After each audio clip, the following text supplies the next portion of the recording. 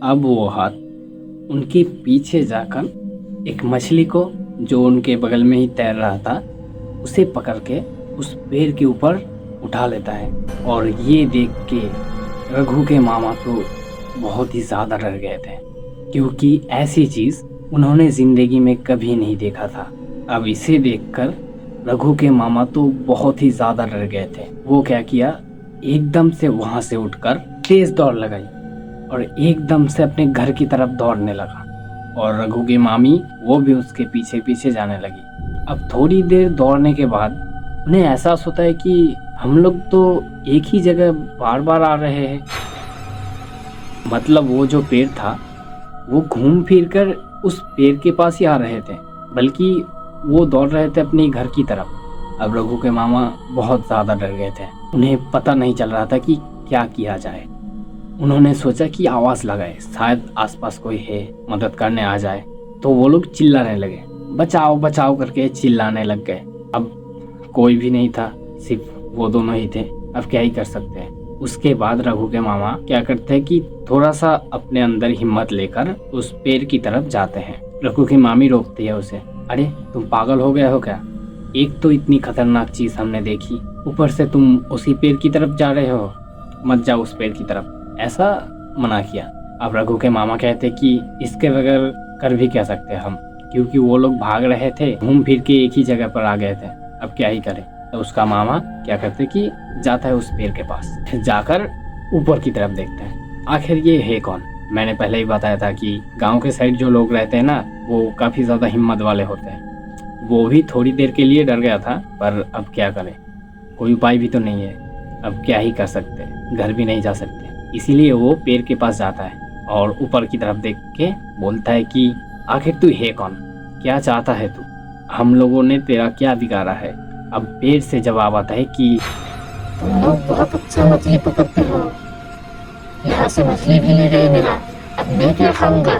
अब रघु के मामा बोलता है कि हमें पता नहीं था कि ये आपका इलाका है, हम जानबूझ के नहीं आए थे यहाँ, ऐसे ही मछली पकड़ते पकड़ते आ गए थे, गलती हो गया, हमें छोड़ दो, ऐसे माफ़ी मांगने लगे। अब पेड़ से जवाब आता है कि नहीं नहीं नहीं, मैं तुम लोगों को ऐसे नहीं छोड़ूंगा, पहले मुझे पेट भर के मछली खिलाना पड़ेगा, उसके बाद ही तुम्हें जाने दूंगा। यार तुम लोग ही सोचो, एक इंसान भूत से बात कर रहा है, ये सोचने वाली बात नहीं है। और रघु के मामा बोलते हैं कि ठीक है, तुम्हें जितना भी मछली चाहिए मैं तुम्हें पकड़ के दूंगा, लेकिन मुझसे ये वादा करो हम लोगों को उसके बाद घर जाने दोगे। अब पेड़ से कोई जवाब नहीं आता, थोड़ी देर के लिए पूरा शांत हो जाता है। उसके बाद पेड़ से जवाब आता है कि उसके बाद तुम लोगों को भी खा लूंगा, मुझे क्या है ना, इंसान के खून बहुत अच्छे लगते हैं। अब पेड़ से ऐसा जवाब आया। अब ये सुनकर रघु के मामा बहुत ही ज़्यादा डर गए, मतलब थोड़ी बहुत जो हिम्मत थी उनमें वो भी नहीं रहा। ये सुनते ही रघु के मामी जो थी वो थोड़े थोड़े पीछे हटने लगा और एकदम से साइड होके सट करके अपने घर की तरफ भागने लगा। अब ये दोनों आपस में बात कर रहे थे। अब शायद भूत का ध्यान उस पर नहीं गया था, इसीलिए कुछ किया नहीं। अब वो क्या करते हैं, भाग कर जाके अपने घर में पहुंच जाता है और पहुंचते ही उनके पड़ोसी जो थे वो एक तांत्रिक था। अब रघु के मामी उस तांत्रिक के पास जाता है और जाकर पूरी बात बता देता है कि ऐसा ऐसा हुआ, हम लोग मछली पकड़ने गए थे अगले दिन और ऐसा ऐसा करके पूरा बात बता दिया। उसके बाद वो तांत्रिक क्या करते हैं, अपना सारा सामान लेकर उसके साथ जाता है उस पेड़ के पास। अब जाकर उस पेड़ से थोड़ी ही दूर पर एक गोला सा बनाया, सिंदूर लगा के एकदम प्रॉपर तरीके से एक गोला बनाया। उसके अंदर रघु के मामी को बिठाया, कहा कि कुछ भी हो जाए आप यहाँ से बाहर मत निकलना, वरना आप मारे जा सकते हो। अब इतना कहते ही रघु की मामी चुपचाप वहाँ बैठ जाती है। अब रघु के मामा वहाँ पर ही खड़ा था, लेकिन वो कोई मूव नहीं कर रहा था, सिर्फ पेड़ की तरफ मुंह करके खड़ा हुआ था। अब तांत्रिक क्या करता है, एकदम पूरी प्रॉपर तरीके से मंत्र वंत्र लगाकर हवन करने के लिए बैठ जाता है। और हवन शुरू करने के पहले रघु के मामा को बोलता है कि आप वहाँ से जल्दी आ जाओ। इतना कहते ही रघु के मामा मुड़ता है सामने की तरफ अब उसका जो चेहरा था कोई नॉर्मल इंसान की तरह नहीं था। ये देखकर रघु की मामी एकदम से शॉक्ड हो गया कि अरे ये तो मेरा पति नहीं है, क्योंकि उसका जो मुंडी था वो पूरा कंकाल था और उसका ड्रेस वही था, लेकिन मुंडी जो था वो पूरा कंकाल का था। अब इतना देखते ही त्रांतिक जल्दी से हवन करने लग जाता है और इतना कह देते हैं रघु के मामी को कि अब कुछ भी हो जाए, चाहे कुछ भी हो जाए, मतलब कुछ भी हो जाए, अब इससे बाहर नहीं निकलना, ये बहुत ही खतरनाक है। तो ये तो क्लियर था कि वो इसके अंदर नहीं आ सकता है, इसीलिए रघु की मामी एकदम से हिम्मत लेकर चुपचाप उसके अंदर बैठा था। उसके बाद जैसे ही त्रांतिक हवन करने लगता है, वो कंकाल एकदम से वहाँ से एकदम से उठकर उनके पास आ जाता है। अब सोचो, एक नॉर्मल इंसान उड़ कैसे सकता है? तो खैर इतना तो सब कन्फर्म हो चुके थे कि ये और कुछ भी हो, इंसान नहीं हो सकता। अब इतना करते ही जैसे ही तांत्रिक ने हवन शुरू किया, वो कंकाल एकदम से उठ के उनके सामने आ गया। अब ये नज़ारा देखकर रघु की मामी एकदम से बेहोश हो गई, तो उस गोले के अंदर ही था। अब तांत्रिक क्या करते हैं, जो हवन जल रहा था एकदम से मंत्र बोल के उसके अंदर कुछ तो डाल रहा था, मुझे पता नहीं, पर वो अपना हवन चालू रखता है और इतने समय तक वो कंकाल कभी उड़कर इधर जाता है, कभी उड़कर पेड़ में जाता है, कभी नीचे आता है, इधर उधर कर रहा था वो कंकाल। और थोड़ी ही देर बाद वो कंकाल एकदम से पेड़ में चला गया और जाकर एकदम अजीब तरीके से चिल्लाने लग गया, मुझे छोड़ दो, मुझे छोड़ दो, मैं मार दूंगा सबको।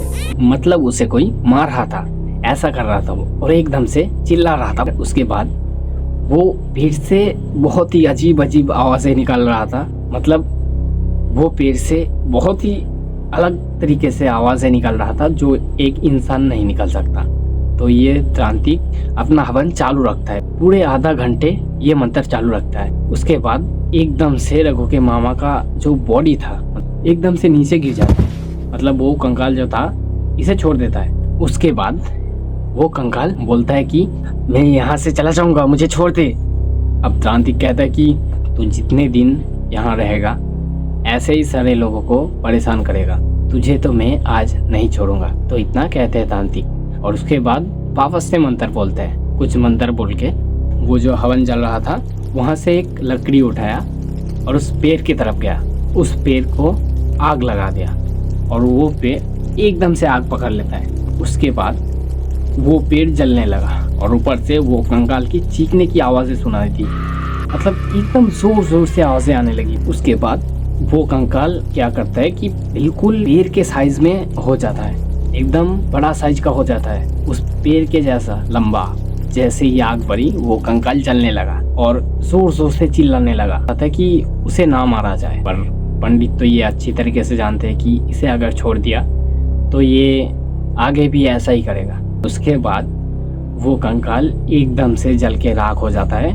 और मिस्टीरियस बात ये है कि वो जो पेड़ था वो जल चुका था, लेकिन पेड़ जलने के बाद जो राख होता है वो वहाँ पर नहीं था, कोई राख नहीं था। आग में जला हुआ कुछ उसका राख तो बचेगा ना, कुछ भी नहीं था वहाँ पर, एकदम से सब कुछ मिट चुका है। तो खैर उसके बाद तांत्रिक ने नदी से पानी लेकर उन दोनों को उठाया, मतलब उनके मुंह पर छींटे मारकर उन्हें जगाया। उसके बाद रघु के मामा बोलता है कि यहाँ पर क्या हुआ था मुझे कुछ याद नहीं, मुझे सिर्फ इतना याद है कि मैं उस पेड़ के पास गया था और भूत भी थे, जो भी थे, उनसे बात कर रहा था। उसके बाद क्या हुआ मुझे पता नहीं। तो तांत्रिक ऐसा बोलता है कि उसने तेरे शरीर को अपने कब्जे में ले लिया था, ऐसा किया वैसा किया, जो जो हुआ वो बताया। उसके बाद वो सारे घर चले गए। उसके बाद वो लोग मछली पकड़ने के लिए रात को बिल्कुल भी नहीं जाते थे, सुबह हुआ थोड़ी थोड़ी रोशनी आई उसके बाद ही जाते हैं। तो ऐसा ही था आज का हॉरर स्टोरी। तो कैसा लगा आप लोगों को ज़रूर बताना कमेंट पर।